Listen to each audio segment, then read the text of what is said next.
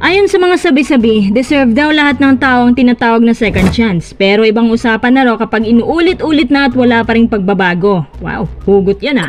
Ang mga bagay na yan kung saan nakarelate ang former PBA player natin si John Amores. Kung curious ka, nasa na kaya si John Amores? Balita kasi namin nagre-rehab daw siya ngayon. Ano ang resulta ng rehab niya nung mga nakaraang linggo? Namataan nga ng ilang netizens sa si Amores, naglalaro pa rin ng basketball dun sa Bohol na tila naghahanap buhay dahil naubos raw ang kanyang pera sa pagpapiansa. Kung meron kayong naalalang player na kaka-retire lang or yung mga bigla na lang nawala sa PBA, comment mo yun sa baba at gagawa natin ng video. Tara, pag-usapan natin si John Amores. Si John Anthony Walker Amores ay pinanganak at lumaki sa Pagsanhan, Laguna. Pangatlo siya sa 4 na magkakapatid. Mahirap lang ang buhay ni na Amores. Ang kanyang ama, tricycle driver, at habang ang kanyang ina naman nagtitinda ng ulam at gulay. Nung bata pa si Amores, wala naman siyang record na mainitin ng ulo. Sa katunayan, mabait daw to at tumutulong sa kanyang mga magulang sa murang edad pa lang. Pero sa kanilang lugar, kilala si Amores na palaban. Ayaw niyang inaapi siya talagang lumalaban. Dahil si Amores nabiyayaan ng height, naisip niya na gamitin to. Nagbabaka sakali na maperahan niya. Nag-high school siya sa JRU Mandaluyong at sa JRU na rin nagkolehiyo. Hindi naman magaling si Amores pero grabe yung determinasyon niya lalo na sa depensa. Siyang solid talaga pagdating dyan. Hanggang sa isang araw nagkaroon ng malaking issue si Amores nung sinugod niya ang lahat ng St. Benilde players at pinagsusuntok niya ang lahat ng mga to.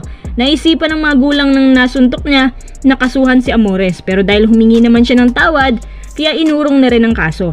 Family issue raw ang dahilan ng kanyang pagwawala.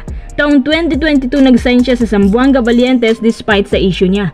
Pumasok din siya sa MPBL under Muntinlupa Cagers. Dito medyo nakukumbinsi ng mga tao na nagbago na nga talaga si Amores. 2023 nagpa-draft siya sa PBA at kinuha naman ng Northport Batang Pier. Dito nakakabangga niya ang mga siga din sa PBA gaya ni Calvin Abueva, Bo Belga, Cliff Hodge, pero hindi naman siya nadadala.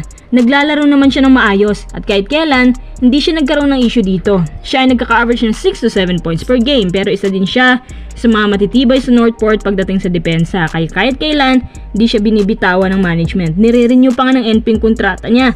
Kaya bilang awa na rin sa kanya. Tsaka habang tumatagal, lumalabas din ang kanyang confidence na nakapaglaro siya ng above average bilang isang rookie.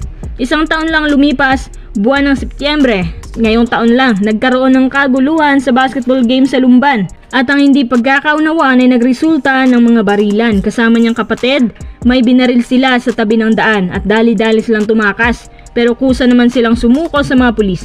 Patong-patong na charges ang binigay sa kanila, ngunit nakapagpiansa naman siya at nagre-rehab. Ilang araw ang lumipas, humingi siya ng tawad sa publiko at sinabi na sana ay mapatawa daw siya ng lahat ng taong nagawa niya ng hindi maganda mula sa mga St. Benilde players hanggang sa Lumban incident. Pero mga tao tila hindi na naniniwala. Kung totoong nagbago na siya, sa first incident pa lang hindi na niya inulit. Minsan mahirap ang maniwala kapag ilang beses nang nangyayari. Yung iba naman ang sabi, itinuloy nilang sana yung kaso sa kanya para hindi na naulit ang ganitong pangyayari. Pero may ilan naman na naikisimpatya pa rin kay Amores. Teka, nasaan?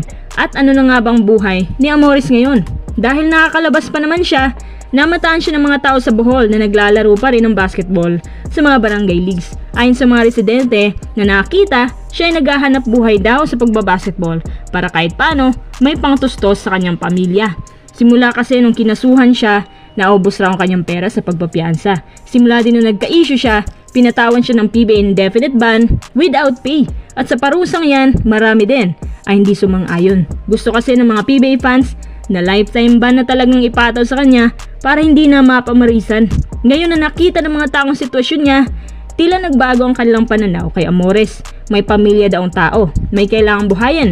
Kaya sana naman ay may kumuha daw sa kanya na team para magkaroon siya ng trabaho para sa pamilya niya. Ano sa palagay niyo mga kuys? Dapat na ba nabigyan siya ng third chance? Or wag na talagang pabalikin sa PBA?